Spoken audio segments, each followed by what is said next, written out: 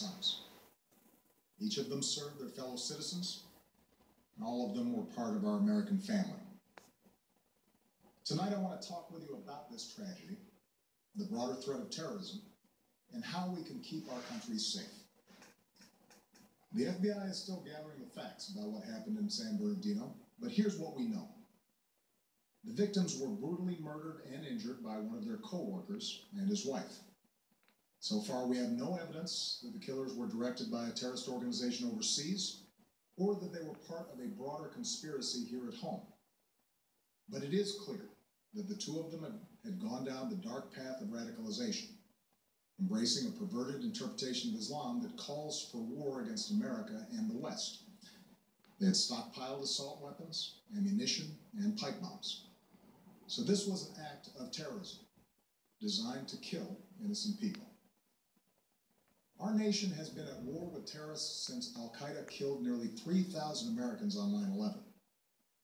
In the process, we've hardened our defenses, from airports to financial centers to other critical infrastructure. Intelligence and law enforcement agencies have disrupted countless plots here and overseas and worked around the clock to keep us safe. Our military and counterterrorism professionals have relentlessly pursued terrorist networks overseas, disrupting safe havens in several different countries, killing Osama bin Laden, and decimating Al-Qaeda's leadership. Over the last few years, however, the terrorist threat has evolved into a new phase. As we've become better at preventing complex, multifaceted attacks like 9/11, terrorists turn to less complicated acts of violence like the mass shootings that are all too common in our society.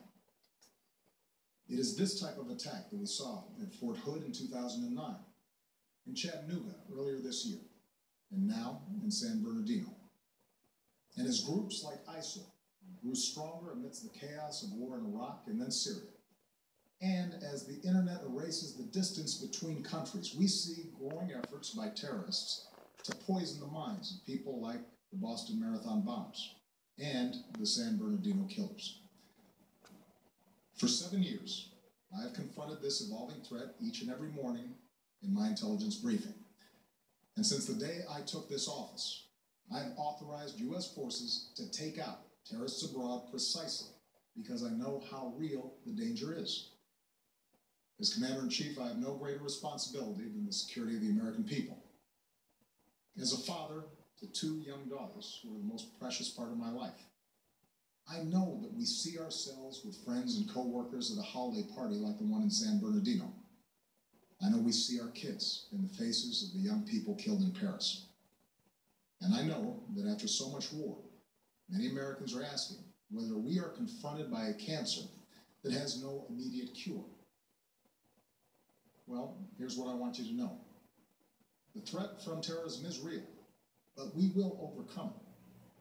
We will destroy ISIL and any other organization that tries to harm us. Our success won't depend on tough talk, or abandoning our values, or giving in to fear. That's what groups like ISIL are hoping for. Instead, we will prevail by being strong and smart, resilient and relentless, and by drawing upon every aspect of American power. Here's how.